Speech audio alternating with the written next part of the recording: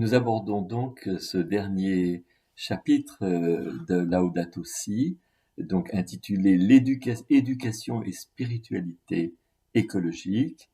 C'est vraiment un chapitre extraordinaire et on voit que l'auteur était pressé de nous dire beaucoup de choses au point qu'il a fait 9 paragraphes, ce qui est plus que ce qu'on a eu pour chaque chapitre. On va essayer de le dire en peu de mots, mais sans enlever la profonde substance de ce chapitre qui est absolument extraordinaire. Tout d'abord, une invitation à miser sur un autre style de vie. On l'a compris au cours de notre lecture, la liberté est devenue petit à petit la liberté de consommer. On va considérer bien souvent dans la société qu'on est libre si on peut acheter, si on peut posséder, si on peut de façon durable. On a une nouvelle conception de la liberté qui s'est installée, qui est tout à fait la conséquence du consumérisme, en fait. Et donc, on ne pourra pas continuer comme cela et trouver le bonheur, c'est sûr. Au point que Jean-Paul II parlait, lui, d'égoïsme collectif, comme si finalement notre collectivité s'était petit à petit organisée pour protéger les intérêts de chacun et non pas pour protéger le bien commun destiné à tous. Mais donc c'est un peu effrayant, mais non, François nous dit non. Il nous rappelle que tout n'est pas perdu, tout n'est pas perdu, et loin de là, car rien ne peut enlever au fond du cœur ce goût pour le beau, le vrai et le bien mis en nous par le Créateur. Et il cite notamment ce passage de, de la Charte de la Terre qui a été écrit, publié en 2000 et qui montre combien tout n'est pas perdu. Je vous le lis. Comme jamais auparavant dans l'histoire, notre destin commun nous invite à chercher un nouveau commencement. Faisons en sorte que notre époque soit reconnue dans l'histoire comme celle de l'éveil d'une nouvelle forme d'hommage à la vie, d'une ferme résolution d'atteindre la durabilité, de l'accélération de la lutte pour la justice et pour la paix et de l'heureuse célébration de la vie. Oui, donc en l'an 2000, cette charte de la Terre nous ouvrait un nouveau millénaire, un millénaire où nous allons travailler ensemble pour plus d'humanité, plus de prendre soin de notre création et les uns des autres. Il s'agit en fait de sortir de soi, de passer une fois de plus du je au nous, pour tourner notre intérêt vers l'autre et vers tout autre. C'est donc une invitation qu'on comprend, qui est assez simple. Ce nouveau mode de vie, ce nouveau style de vie, c'est quitter soi-même pour s'ouvrir aux autres et à la nature. Belle perspective. Ensuite, au paragraphe 2, François nous donne les lignes fortes pour l'éducation et donc pour l'éducation de chacun, mais aussi pour le travail éducatif. Il s'agit d'éduquer à l'alliance entre l'humanité et l'environnement. L'alliance. Nous savons que notre Dieu est le Dieu de l'alliance, qu'il fait alliance avec nous, et nous sommes invités à distiller dans l'éducation, dans toute éducation, l'idée d'une alliance entre l'humanité et l'environnement. Excusez-moi, de façon à atteindre un équilibre écologique qui est fait de 4 éléments.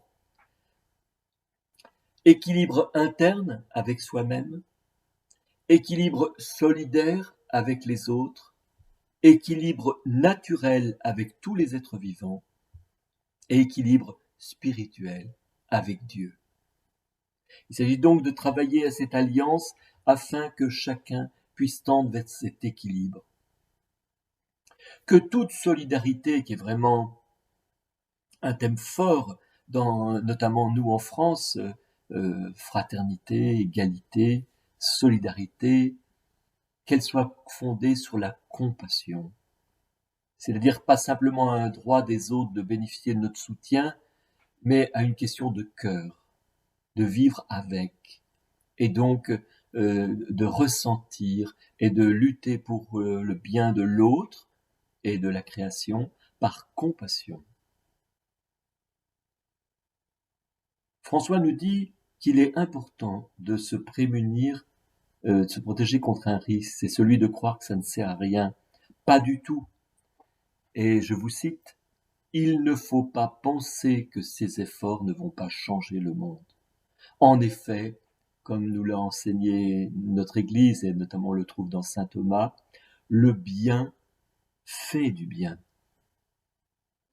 Lorsque nous posons des actes bons, même s'ils ne sont pas connus, ils ont une fructification qui se traduira par du bien, qui se diffusera discrètement. Chaque bon acte posé produit du bien au centuple. Ainsi donc, le pape François, je cite 3 petites citations de l'encyclique, « Le développement de ces comportements nous redonne le sentiment de notre propre dignité. » Je l'ai constaté j'ai fait livrer du bois pour le chauffage, et la personne qui m'a livré le bois me disait qu'ils ont découvert l'importance de l'écologie et que cela lui a redonné le sens de sa propre dignité. Il sent combien il est important depuis qu'il a découvert son rôle dans l'environnement. C'est merveilleux. Ensuite, François nous rappelle que la famille constitue le lieu de la culture de la vie. C'est ce qu'écrivait Jean-Paul II dans Centesimus Annus en 1990, et c'est aussi vrai pour la vie communautaire. La vie communautaire, la vie familiale, la vie d'un service de travail sont des lieux de culture de vie, des microclimats qui peuvent changer tout à fait toutes les choses, parce que c'est dans ces lieux qu'on apprend les choses simples, de dire merci, de demander s'il te plaît, de pratiquer des petites choses qui rendent service à chacun ou au bien commun de la communauté ou de la famille. D'où cette clé en termes d'éducation, de créer des lieux où on vit concrètement cette écologie intégrale.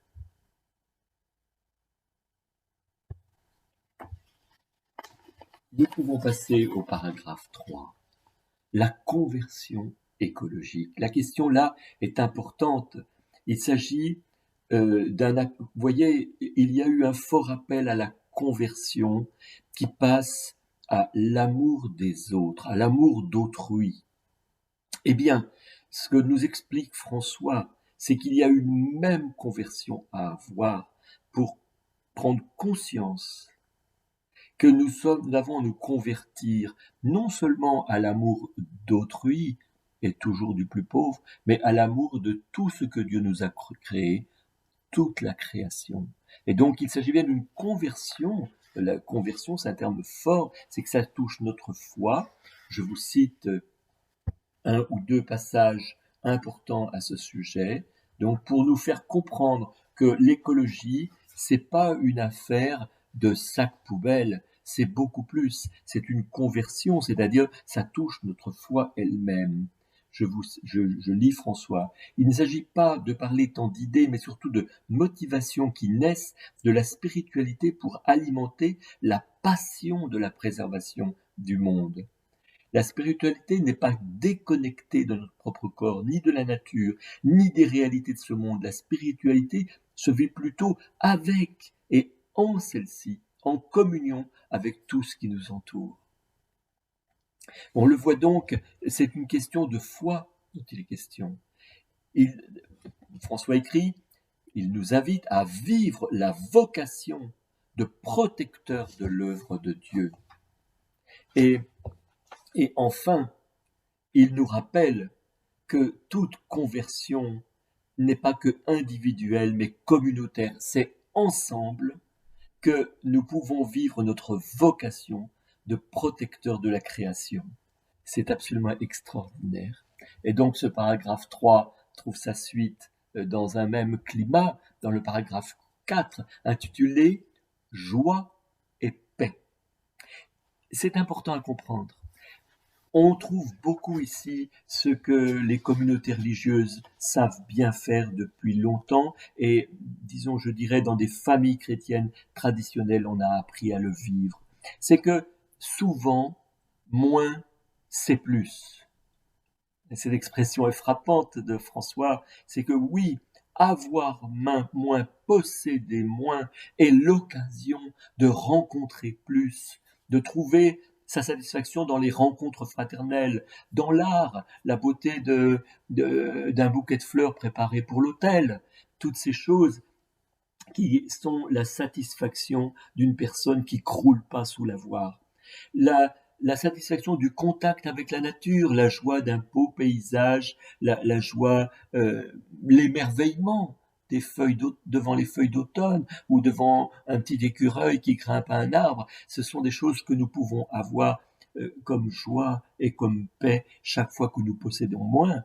Et enfin, trouver cette satisfaction dans la prière, dit François.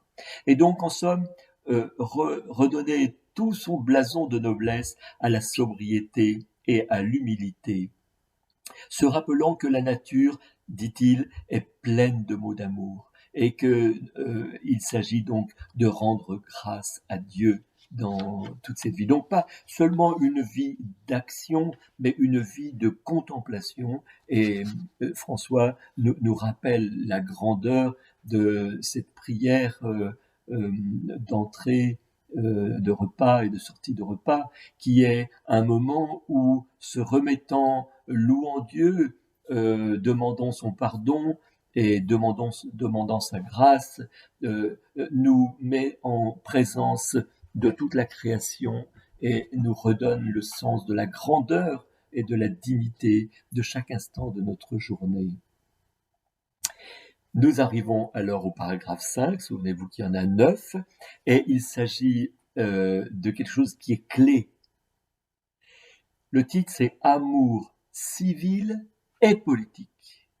On a bien appris depuis bien longtemps, notamment bien sûr dans notre bonne Église catholique, à aimer son prochain. Mais on l'a bien souvent fait en pensant à l'autre, alors même que premièrement, c'est une invitation à une fraternité universelle, comme le vivait saint François d'Assise, c'est-à-dire une fraternité avec tout autre, nos frères, mais aussi tout notre environnement, les animaux, les fleurs, les plantes, le ciel, et en ça avec Dieu. Et donc, il s'agit, le point va être clé, de redécouvrir l'amour politique, c'est-à-dire l'amour de la chose publique. On a trop souvent tendance à dire tout est pourri, les hommes politiques sont pourris, etc., etc., ce qui nous éloigne de notre attitude vers laquelle nous sommes appelés, qui est une fraternité universelle. Et cela nous démobilise, et François nous redonne envie de nous faire à nouveau souci de la chose publique. Il faut reprendre conscience que nous avons besoin les uns des autres, que nous avons une responsabilité vis-à-vis des autres et du monde, que cela vaut la peine d'être bon et honnête, mais aussi l'amour de la société et l'engagement pour le bien commun sont une forme excellente de charité, qui non seulement concerne les relations entre les individus, mais aussi les macro-relations, rapports socio-économiques et politiques. De quoi s'agit-il? C'est que aimer nos frères, c'est les aimer parfois par un engagement au sein de la communauté, un engagement au sein de la sphère publique, dans la politique, un engagement. En somme donc, aimer l'autre passe bien souvent par l'acceptation de prendre une fonction pour le bien commun. C'est absolument important. Et ainsi, donc, nous pourrons construire une civilisation de l'amour et François parle de l'amour social. Donc l'amour fraternel direct et l'amour social, l'amour de la société. Donc ce paragraphe 5, c'était amour civil et politique. Nous pouvons aborder donc des choses plus profondément spirituelles maintenant. Donc dans les paragraphes suivants, le 6, le 7, le 8 et le 9, le 6, il s'agit des sacrements, le repos pour célébrer, l'importance du temps du dimanche, l'importance de l'Eucharistie et des signes sacramentaux dont François nous donne, nous rappelle le pourquoi et le comment et en quoi ils sont vraiment cosmiques, comme disait le pape Jean-Paul II. Donc, j'ai choisi de le faire en vous lisant des parties, des passages, parce que c'est absolument très important. Le premier. L'univers se déploie en Dieu qui le remplit tout entier. Il y a donc une mystique dans une feuille, dans un chemin, dans la rosée, dans le visage du pauvre. Une dimension mystique de toute chose. Et donc toutes ces choses trouvent sa place naturellement dans les sacrements. En effet, la beauté, qui est l'un des termes privilégiés en Orient pour exprimer la divine harmonie et le modèle de l'humanité transfigurée, se révèle partout, dans les formes du sanctuaire, dans les sons, dans les couleurs, dans les lumières et dans les parfums.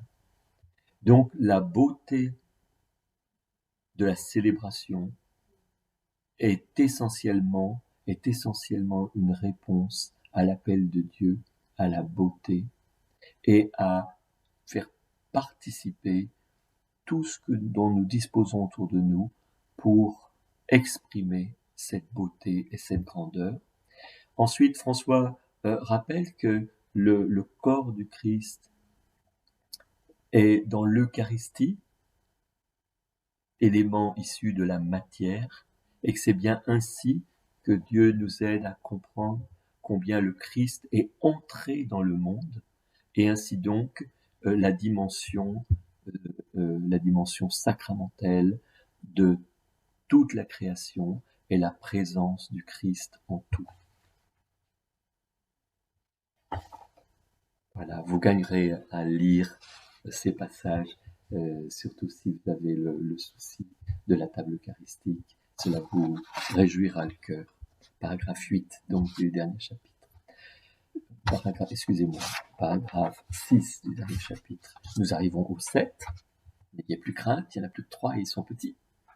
Et le 7, moi, me touche énormément. Le titre en est « La Trinité et la révélation entre les créatures et la relation entre les créatures. » Dieu est trinitaire, les liens entre le Père, le Fils et l'amour qui les unit, le Saint-Esprit. Eh bien, dans toute la création est faite de liens, nous rappelle François, et tous ces liens sont tout simplement issus et signes de la présence trinitaire au sein de toute la création. Toute créature porte en soi une structure proprement trinitaire par les liens qu'il y a entre elles. Et donc, quand nous vivons des liens avec la création, nous rendons présent Dieu et nous participons à la Trinité. Chaque fois que nous vivons le développement des liens entre nous et des liens avec la création, nous participons à l'agir divin dans la création, la dimension trinitaire de tout le cosmos. Le paragraphe 8 s'intitule « La reine de toute la création ». Oui, la Vierge Marie. Et ce paragraphe est divisé en 2 parties. La première partie, c'est sur la Vierge Marie. La deuxième partie, c'est sur Joseph. Vous savez, la tendresse du pape François pour Joseph. Et nous allons entrer donc dans une année de Saint Joseph très bientôt. En effet, je vous cite parce que c'est tellement grand et beau que je ne saurais le dire aussi bien que François. Marie. Marie, la mère qui a pris soin de Jésus, prend soin désormais, mais de ce monde blessé, avec affection et douleur maternelle. Comme le cœur transpercé, elle a pleuré la mort de Jésus. Maintenant elle compatit à la souffrance des pauvres crucifiés et des créatures de ce monde saccagé par le pouvoir humain. Donc la Vierge Marie portant en elle cet amour de toute la maison commune. Et Joseph, eh bien Joseph, de la même manière qu'il a protégé Marie et le Christ, nous pouvons regarder en lui l'homme qui protège et donc progresser pour une autre attitude, soit une attitude de protection de tout le créé. Et nous abordons le paragraphe 9 et dernier paragraphe de ce chapitre où il y a des phrases qui resteront tellement elles sont importantes.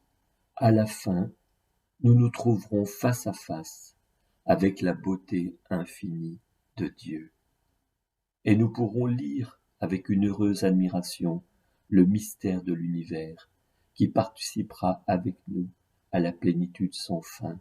Oui, nous voyageons vers le sabbat de l'éternité, vers un nouvel Jérusalem, vers la maison commune du ciel.